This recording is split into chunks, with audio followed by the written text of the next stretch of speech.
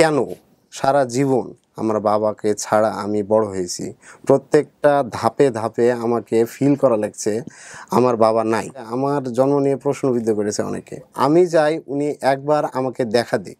আমি বিয়ে করলে ছেলে নেশাখোর হবে, ভালো মানুষ হবে না। আমার জীবন তো চলে গেছে, ছেলের বাবাকে দেখুক, এটাই তো আমি চাই। ওর বাবার নাম হচ্ছে মোয়াজ্জেম হোসেন, মোজাম্মেল হোসেন। মোজাম্মেল। বাড়ি হচ্ছে কোন জেলায় আপনার বাবার বাড়ি? বরিশালের পটুয়াখালী জেলা। পটুয়াখালী জেলা। উনি মাছের চাষ করতো। মাছের চাষ করতো মোজাম্মেল সাহেব। আপনার মার নাম রোকেয়া, আপনার নাম রাকিব। আসসালামু আলাইকুম প্রিয় দর্শক এবং শ্রোতা, আল্লাহ সর্ব অবস্থায় আমাদের সবার মঙ্গল করুন সেই দোয়া এবং শুভকামনা জানিয়ে শুরু করছি আপন ঠিকানার একটি ব্যতিক্রম ভিডিও বলবো আমি। আজকে আসলে উনি পরিবার হারা নন, কিন্তু পরিবারটা একটা দ্বিখণ্ডিত, এবং দ্বিখণ্ডিত আমি বলবো না, ইন্টারেস্টিং বলবো এই অর্থে যে আসলে বাক্যটা আবার এরকম বলাও মুশকিল, কারণ অনেকেই অনেক কিছু মনে করতে পারেন। তো সেই জায়গা থেকে আমি আসলে আমি বরং কিছু না বলি, ওনার মুখ থেকেই শুনি। আমি অল্প করে একটু শুনেছি, বিস্তারিত আমি ওনার কাছ থেকে শুনবো। তার আগে আপনাদেরকে বলতে চাই, আপন ঠিকানা মূলত পরিবারে ফেরার অনুষ্ঠান, পরিবার থেকে হারিয়ে গেছেন এরকম ছেলে মেয়েদের।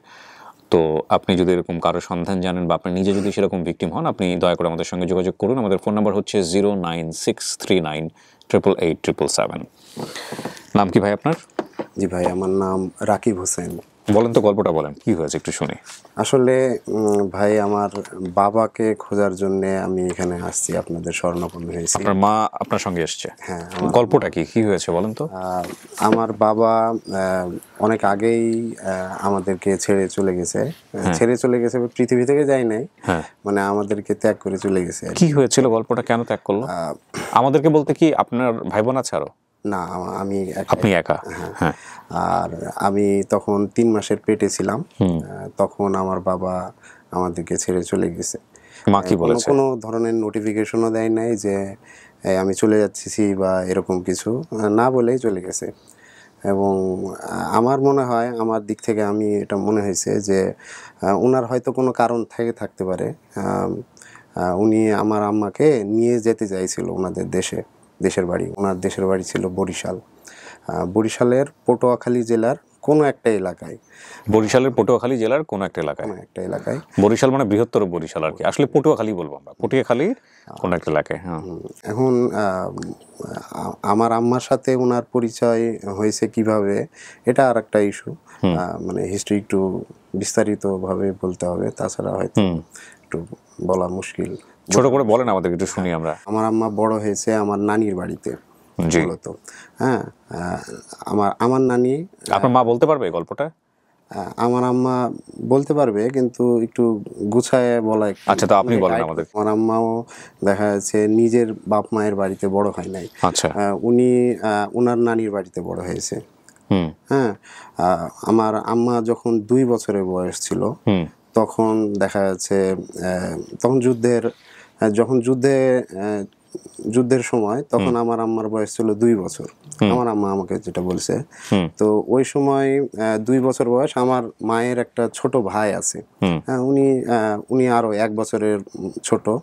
তো সেই সময় আমার নানা আমার নানিকে মেরে, রোজার সময় ছিল, আমার নানি আমার নানাকে মেরে ফেলেছে। হ্যাঁ, এবং এই সময় দেখা যাচ্ছে ওই সময় যুদ্ধের সময় অনেক পুরাতন সময়, আইন কানুন ব্যবস্থা ওরকম অত ছিল না। তো সেই সময় আমার নানা আমার নানিকে যখন মেরে ফেলে, তো তখন তো আমার মা এতিম। তখন নানিকে মেরে ফেললো কি কারণে? মানে পারিবারিক কলহ ধরে, গায়ে হাত তুলে।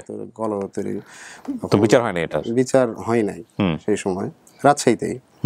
তো আমার মা ছিল, আমার মামা ছিল। তো এই অবস্থায় দেখা যাচ্ছে আমার মায়ের কে দায়িত্ব নেবে, তখন আমার যে নানির মা আর কি, হ্যাঁ, উনি দেখা যাচ্ছে আসছে, তখন দেখছে আমার মেয়ের এই অবস্থা। তো আমার নানির মা আর কি, বড় মা আর কি, বড় মায়ের হচ্ছে 3টা মেয়ে আর একটা ছেলে। তো আমার মায়ের যে মা আর কি, আমার নানি, উনি সবার বড় ছিল। আমার না ওটা দরকার নাই, না, আমি এত বেশি ব্যাকগ্রাউন্ডে যাওয়া কি ইম্পর্টেন্ট? হ্যাঁ, ইম্পর্টেন্ট না, কিন্তু হিস্ট্রিটা বলতেছি। মানে আমি জানতে চাচ্ছি আপনার বাবার সাথে আপনার মায়ের পরিচয়টা কিভাবে হয়েছে, দ্যাটস ইম্পর্টেন্ট। আমার মা তখন আমার মায়ের দায়িত্ব নিছে ওনারা, হ্যাঁ। তখন ওই বাড়িতেই, মানে আমার নানির বাড়িতে, হ্যাঁ। মানে অন্য নানি আর কি, ওই বাড়িতে আমার মা বড় হয়েছে। এবং ওনাদের একটা হোটেল ছিল। তো ওই হোটেলে দেখা যাচ্ছে আমার আম্মা দেখাশোনা করতো, কাজ করতো, এই করতো সেই করতো। তো আমার যে নানা, ওই নানির নানা, মানে স্বামী, হাজবেন্ড আর কি, উনি হচ্ছে পীরের ভক্ত ছিল, পীরের ভক্ত ছিল। নাটোরে হচ্ছে ওই পীরটা ছিল আর কি। বলা ঠিক হবে কিনা, নামে একটা পীর ছিল, ওখানে পীরের ভক্ত ছিল। তো প্রতি বছর ওরসে ওখানে যাইতো আমার নানা, ঠিক আছে, আমার মাকেও নিয়ে যেত। আমার মা ওখানেই বড় হয়েছে, ওই হোটেলে মানুষ হয়েছে, ওখানে আস্তে আস্তে বড় হয়েছে। হোটেলে মানুষ হয়েছে বলতে? মানে হোটেলে মানে কাজ করতো আর কি, হোটেলে কাজ করতো, প্লাস বাড়িতেই মানুষ হয়েছে। আমার নানার যে ভাই বোন আছে তাদের সাথেই বড় হয়েছে একসাথেই। পড়ালেখার সুযোগ আমার আম্মা করতে পারে নাই। তো পরে দেখা যাচ্ছে ওই ওরসে যখন আমার আম্মা গেছে, তখন ওই ওরসে যেই লোকগুলো ছিল, মানে পীরের যে সহযোগীগুলো ছিল, তারা এক সময় বরিশালে গেছে। হ্যাঁ, বরিশালে গিয়ে দেখা যাচ্ছে ঘোরাফেরা করছে। আমার বাবা ছিল হচ্ছে মূলত মৎস্যজীবী। মৎস্যজীবী, মাছ চাষ করতো। তো ওই জায়গাতে ওই পীরের সহযোগীগুলোর সাথে আমার বাবার কন্ট্যাকশন ছিল এবং ভালো সুসম্পর্ক ছিল। সেই সুবাদে দেখা যাচ্ছে আমার বাবা কোনো কাজ কাম হয়তো ওখানে মানে পছন্দ হয় নাই, উনি বলছে, অফার দিছে যে তুমি আমাদের আসো, আমাদের এখানে পীর আছে, মুরিদ হও, এখানে কাজ কাম করো, থাকো। হ্যাঁ, তো আমার বাবা দেখা যাচ্ছে নাটোরে উনাদের সাথে আসছে। এবং আসার পরে দেখা যাচ্ছে আমার মাও ওরস দেখা যাচ্ছে আমার ওই নানার সাথে আসছে। সেই সুবাদে আমার নানা দেখা যাচ্ছে আমার মাকে পছন্দ করেছে আমার বাবা। তখন অফার দিছে পীরকে যে এই মেয়েকে আমার পছন্দ, আমি বিয়ে মিলাই দেন। আচ্ছা। তো সেই ইয়াতে দেখা যাচ্ছে পীরে হয়ে দেখা যাচ্ছে বিয়ে হয়েছে ওই সময়। তারপরে দেখা যাচ্ছে বিয়ে হয়েছে, পীর বলছে যে তোমাকে এখানে জমি জমা দিব, তুমি চাষ করো, খাও। হ্যাঁ, তখন আমার বাবা, আমার নানা আর কি বলছে যে না, আমার মেয়ে আমার সাথে চাক, তুমিও চলো, আমার হোটেল আছে, আমার হোটেলে তুমি কাজ করবা এবং থাকবা। তো এভাবে বিয়ে হয়েছে। প্লাস ওখানে আমাদের রাজশাহীতে যে বাড়ি, ওখানেই দেখা যাচ্ছে থাকতেছে, চলতেছে। তো ওখানে দেখা যাচ্ছে অনেক মানে ভাই বোনগুলো যেগুলো আছে, তারা তো দেখা যাচ্ছে মানে পছন্দ, কলহ তৈরি হয়েছে আমার বাবার সাথে। আমার বাবা তখন দেখা যাচ্ছে স্বাধীন মানুষ, এইভাবে চলা অভ্যাস নাই। তো উনি চাইছে যে মানে আমি আলাদা হয়ে থাকি, হ্যাঁ, আমি দোকানে কাজ করব, সমস্যা নাই। আপনার মাকে নিয়ে গিয়েছিল ওনার বাড়িতে? হ্যাঁ হ্যাঁ, আমাদের ওই রাজশাহীর বাড়িতেই ছিল, ওখানেই থাকতো, আমাদের ঘর ছিল। আমার বাবা সংসার করতেছিল এবং বলতেছিল যে আমি একটু আলাদা হয়ে থাকি, তুমি সংসার করি, সমস্যা নাই। তো দেখা যাচ্ছে একটা গেম অফ থ্রোনের মতন অবস্থা, যে ওনাদের সমস্যা আর কি। তো উনি এটা পছন্দ করেন নাই। আমার মাকে বলছে যে তুমি চলো, বরিশালে নিয়ে যাব তোমাকে, আমার ভাই বোন আছে, আমার মা আছে ওখানে। কে বলেছে? আমার বাবা বলছে। তারপরে তো আমার মা আবার ভয় করছে যে অচেনা এক লোক কোথায় যাবে, এক লোক খুবই কম সময়, মানে 1 মাস 2 মাস 3 মাস সংসার হয়েছে। হ্যাঁ, ততদিনে আমি কনসিভ করছি, আমি পেটে তখন। হ্যাঁ, তখন আমার যে বড় মা, আমার উনাকে বুঝাইছে যে না, তুমি এখানেই থাকো, হ্যাঁ, এখানেই চলো, বুঝতে পেরেছি। চলো। হ্যাঁ, তো উনি বলছে আচ্ছা ঠিক আছে, থাকি। এবার থাকতে থাকতে এর মাঝে দেখা যাচ্ছে ওই পীরটা আছে, পীরটা মারা গেছে। মানে নাটোরের পীর? নাটোরের পীর, মানে আপনাদের বাড়ি ছিল রাজশাহীতে, তার মানে আপনার নানার বাড়ি রাজশাহীতে? হ্যাঁ, নানার বাড়ি রাজশাহী, আর নাটোরে হচ্ছে ওই পীর। বেসিক্যালি কি পীরের নাম কি বললেন? চুল্লা শাহ নাম। চুল্লা শাহ, ওনার বংশধররা নিশ্চয়ই এখনো আছে? ডেফিনেটলি আছে, আমি গেছিলাম, ওনাদের সাথে কথাও বলছি। ওকে, ফাইন। সো এই চুল্লা শাহর ভক্ত ছিল হচ্ছে আপনার নানা আর হচ্ছে আপনার বাবা? হ্যাঁ হ্যাঁ হ্যাঁ।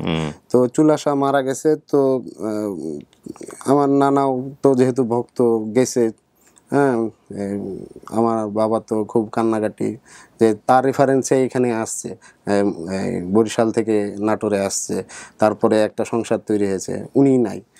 উনি অনেক ইয়ে দিয়েছিল যে হ্যাঁ এখানে জমি দেবো, এই দেবো। তো উনার কে তো কে বলেছিল এটা? মানে জমিদার পীর পীর পীর পীর সাহেব বলছে, কাকে জমিদার কথা বলছিল? মানে আমার বাবাকে, যে হ্যাঁ তুমি এখানে সেটেল হও, এর সেই মানে অনেক কিছু এখানে বলতে কি রাজশাহীতে সেটেল হওয়ার কথা? মানে নাটোরেই settle নাটোরে হওয়ার, সেটেল হওয়ার কথা বলছিল। প্রতিশ্রুতি দিয়েছিল। তো আমার বাবা তো মন নষ্ট গিয়ে করে দেখলো যে দিয়েছে। ওখানেও কিছু দেয় নাই, ওখানে কিছু দেয় নাই এবং বা মারা গেছে কি কিছু মারা নাই। গেছে, ওনাদের বিহেভিয়ার চেঞ্জ। তো উনি তো অনেক মনক্ষুণ্ণ হয়েছে, তো রাজশাহীতে ফিরে গেছে। দেখা যাচ্ছে মারা যাওয়ার পরে তো চল্লিশা টাইপের একটা কিছু হয় সবার আমাদের মুসলমান ধর্মে, তো চল্লিশাতেও গেছে। তো চল্লিশাতে গেছে, সেই দিন খুব গন্ডগোল হয়েছে আমার মামাদের সাথে আর কি, আমার বাবার। তো টাকা চাইছে, তো মানে হাত খরচ তো লাগে ছেলে মানুষের। তো সারাদিন কাজ করার পরে টাকা চাইছে যে হ্যাঁ আমি নাটোরে যাব, তুমি কিছু টাকা দাও। তো ওনারা রাফ বিহেভ করছে, তো ওনার এটা পছন্দ হয় নাই। তো আমার নানাকে সাথে করে উনি চল্লিশাতে গেছে। চল্লিশা অনুষ্ঠান সারার পরে শেষে দেখা যাচ্ছে রাজশাহীতে ব্যাক করবে, তো আমরা আছি। তো রাজশাহীতে ব্যাক করার জন্য বললো যে বাবা, বাবাই বলে আমার নানুকে, বাবাই বলতো যে বাবা আপনি থাকেন, আমি রিক্সা একটা ভ্যান নিয়ে আসি। তখন ট্রান্সপোর্টের অবস্থা খুব অত ভালো ছিল না। তো ভ্যান আনতে গেছে, আমার নানু তো বসে আছে, তো আছেই, এই যে গেছে, তারপরে আর ব্যাক করে নাই। আমার নানা মনে করছে যে এরকম রাগারাগি করছে আমার ছেলের সাথে, হয়তো পরে আসবে। তো উনি আবার রাজশাহীতে ব্যাক করছে। পরে তো একদিন অপেক্ষা করে, 2 দিন অপেক্ষা করে, 3 দিন অপেক্ষা করে, কোনো হুদিস নাই। পরে উনি আবার নাটোরে আসছে। নাটোরে আসার কে পরে আসছে নাটোরে? আমার নানা, যে এদের কি মানে অবস্থা। বিয়ে দেওয়ার আগে কোনো খোঁজ খবর নিয়ে দেখেনি ছেলের বাড়িতে কি আছে না আছে, কিচ্ছু আছে? কিচ্ছু শুধুমাত্র না। পীর মানে বলছে এটাই? আমার মা তো একটা এতিম, আমার বুঝতে মায়ের পারছি। নাই বাবা, নাই মা। ওনারা তো, জি। ওনাদের তো দেখা যাচ্ছে কোনো কারো ঘাড়ের উপর দিতে পারলে জানে বাঁচে ওরা। তো এর জন্য দেখা যাচ্ছে এরকম হয়েছে। পরে এরকম অবস্থা হয়ে গেছে। পরে উনি বলছে যে এই এরকম না বলে চলে গেল, এরকম এই সেই। পরে কোনো খোঁজ খবর নাই। তো আমি যখন 2 বছর বয়স, তখন আমার মায়ের যে বিয়েটা হয়েছে ওটা কলমা পড়েই হয়েছে, কোনো রেজিস্ট্রি হয় নাই। কলমে পড়ছে, কিন্তু বাবার ঠিকানা, স্থায়ী ঠিকানা, আমার মায়ের স্থায়ী ঠিকানা, এটা একটা ডকুমেন্টে ছিল একটা কাগজে। তো আমার যে খালারা আছে ওনারা বলল যে ছেলে বড় হয়েছে, এখন ছেলের বাবা নাই, রেজিস্ট্রি করে বিয়ে হয়েছে, এখন যে কেউ তো এটা প্রশ্নবিদ্ধ করতে পারে, তো তোমার তো কোনো ডকুমেন্ট নাই, তো তুমি ওর বাপের বাড়িতে যোগাযোগ করো। তো চিঠি পাঠাইছে। হ্যাঁ, চিঠি পাঠানোর মতো একটা অ্যাড্রেস ছিল বরিশালে, পটুয়াখালী জেলার, মানে কোনো একটা স্কুলে কোন মাস্টারের কাছে নাকি পাঠাইছিল। এবং এই ডকুমেন্টটা ওনাদের কাছে ছিল, আমার খালার কাছে। তো রেজিস্ট্রি করে নাকি চিঠিটা পাঠাইছে সেই সময়, আমি যখন 2 বছর বয়স তখন। চিঠিটা পাইছেন আপনি? আছে আপনার কাছে? না, চিঠিটা পাঠাইছে, এটা ঠিকানা তো তাহলে নিশ্চিত ছিল। চিঠিটা পাঠাইছে রেজিস্ট্রি করে, চিঠিটা ব্যাক করে নাই। আচ্ছা। হ্যাঁ, চিঠিটা ব্যাক করে নাই। প্লাস ওনারা দেখা যাচ্ছে আরও দেরি হয়েছে, কোনো রেসপন্স পায় নাই চিঠির। তখন ওনারা রাগ করে মানে পুড়ায় ফেলাইছে, নষ্ট করে ফেলাইছে, ডিস্ট্রয় করে ফেলাইছে যেই অ্যাড্রেসগুলো। আমার মাও এটা দিয়ে কোনো গুরুত্ব দেয় নাই, যে দেখা যাচ্ছে কোনো রেসপন্স করতেছে না, ছেলে এখন আছে, মানে ফোকাস করতে হবে আমার ছেলের উপরে। আমার মা তখন কি করবে, আশেপাশে দেখা যাচ্ছে যে বাড়ি আছে আশেপাশে, তাদের ওই সব জায়গায় কাজ করছে। আমি আস্তে আস্তে বড় হয়েছি বাবা ছাড়াই। এবং আমার মা, আমি তো তখন বাবা কি জিনিস বুঝি না। তখন দেখা যাচ্ছে মামারা যেগুলো ছিল, খালারা যেগুলো ছিল, ওদেরকেই আমি বাবা ডাকতাম। হ্যাঁ, তো আপনার মা পরবর্তীতে সংসার করেছেন আর? না না না, শুধু আপনাকে নিয়ে জীবনটা কাটাই দিছে? আমি যখন পেটে ছিলাম তখন, যখন আমার বাবা মানে একবারে আসেই নাই, মানে ওই যে গেছে, তারপরে অনেকে বুদ্ধি দিছিল যে এরকম বাচ্চা নষ্ট করে ফেলাও, তোমার ও চলে যেতেছে, তো মানে তোমার তো সংসার করা লাগবে এটা যদি থাকে। তখন আমার মা বলছে যে একটু অপেক্ষা করি, ও আসবে, রাগ করে গেছে, হ্যাঁ হয়তো ফিরতেও পারে। ছেলেদের কারো কারো রাগ মানে একটা গল্প উপন্যাসে শোনার মতো, আসলে একেবারে পার্মানেন্টলি আজীবনের জন্য। হ্যাঁ, ওনার মাকে একটু ভিতরে পাঠাও। তো আমার মাকে নাকি আমাকে নষ্ট করার জন্য ওষুধও দেওয়া হয়েছিল, কিন্তু আপনার মা আপনাকে তো আমার মা খাইছিল কিন্তু কাজ হয় নাই। তো হয়তো আমার হায়াত ছিল এজন্য হয়তো ইয়া হয়েছে। তো পরবর্তীতে মানে আমার আপনি তো জন্ম আপনার হয়েছে। বাবার কোনো স্মৃতিই নাই, তারপর আপনি কেন অনুভব করছেন যে আপনার বাবা দরকার? আমি আমি আমি আপনাকে নিব একটা মিনিট, আপনার মা আসুক ভেতরে।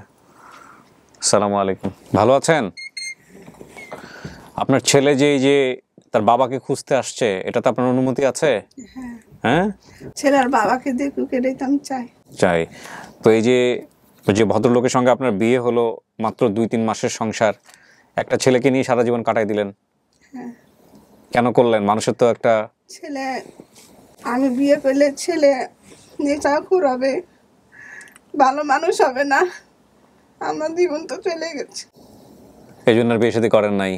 না, তো যেই ভদ্রলোক চলে গেল, আপনার কি মনে হয় কোনো একদিন আসতো, সামান্য একটু রাগারাগি করে চলে গেল, আর কখনো না, ফিরে? রাগারাগি করে যায়নি। তাহলে যে বিয়ে দিয়ে দিয়েছিল না, হ্যাঁ, তারা ধরেন যে বলেছিল যে সংসারের যাবতীয় জিনিসপাতি নিয়ে যায়, নাটোরে থাকবে, ওই জায়গাওয়ালার জমি জাতি করবে, থাকবে। হ্যাঁ। আমার খালু 6 মাস রাখতে চেয়েছিল যে কিভাবে থাকে তো দেখবো। তো ওদের ধরেন বস্তা বাহানো নাটোর পিজিপাড়া থেকে হাটে নিয়েছে, বিক্রি করে, ফসল করে, এগুলোর কাজ। আমাদের দোকান ছিল, মিষ্টির দোকান আমার খালুর, আচ্ছা, আমার নানার। সেই দোকানে 6 মাস রাখতে চালো। সেই 6 মাসের আগে না যে বিয়ে দিতেছে সে মরে গেছে। তখন মনে করছে আমাকে টাকা পয়সা কিছুই দিবে না। আর আমার খালুও পা ভেঙে যে ওই কোন জায়গাতে ভর্তি ছিল, সে ভাদ্র তার মানে ওকে দেখে যায়নি না? না, পেটে তখন, ও জানতো যে হ্যাঁ হ্যাঁ, পেটে জানতো তো ধরেন। যাওয়ার আগে আপনাকে কিছু বলেও যায়নি? না, বলে গেছে কি ওই যে ওর 40 করতে গেছে, আমার খালুও গেছে, ওর আব্বাও গেছে। কার 40? ওই যে পীর সাহেবের? মরে গেছে, যে পীর সাহেবের। গেছে তার 40 করতে গেছে। যায়া রাত্রে উরুস টুরুস হয়েছে, খানা পানা হয়েছে, সিন্নিলি আসছিল আমার খালুর সাথে ওর আব্বা। আস্তে আস্তে নাটোর পিজিপাড়া থেকে অনেক দূর, নাটোর শহর থেকে পিজিপাড়া অনেক দূর। সেখান থেকে আমার খালু তো একটু নোংরা ধরনের, তো বলছে আব্বা আপনি এখানে বসেন, আপনার জন্য গাড়ি আনছি। এ বলে গেছে আর আসেনি।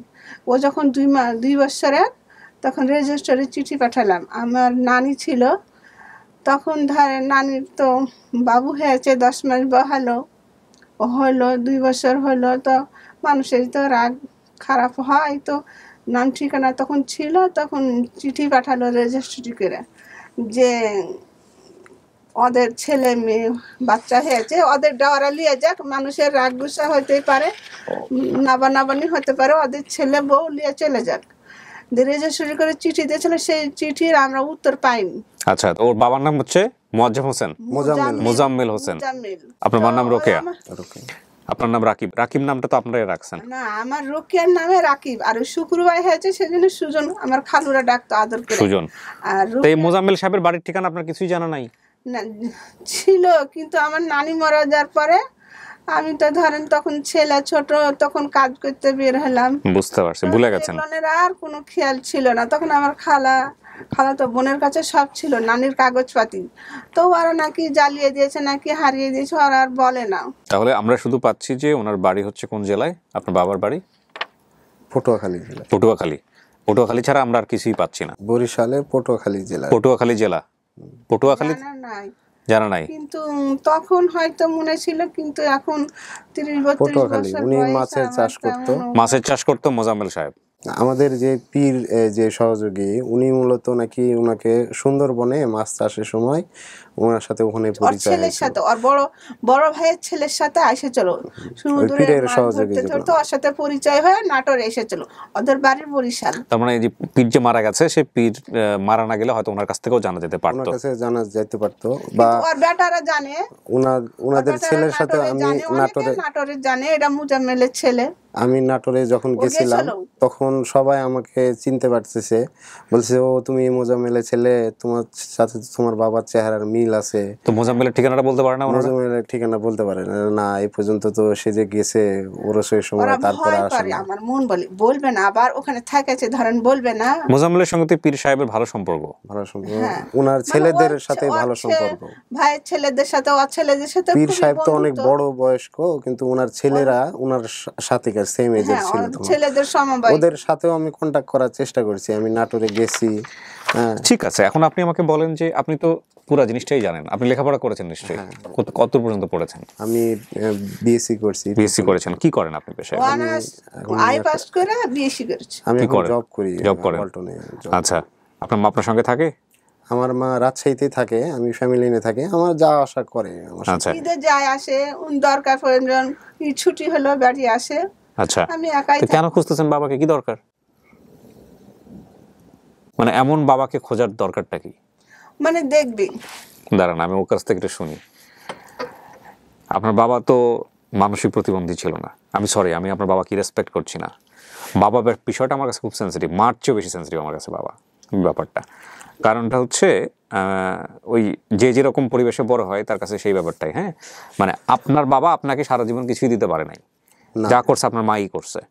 এখন এই বাবা, যে বাবা 3 মাসের পেটে রেখে চলে গেছে, জীবনে একবারের জন্য খোঁজো, আমি জানি না আল্লাহ তাকে কিভাবে রাখছে। এমন হতে পারে মারা গেছে সিচুয়েশনালি, এমন হতে পারে যে সে মানসিক প্রতিবন্ধী হয়ে গেছে, হতে পারে যদি তার ইচ্ছা না থেকে থাকে।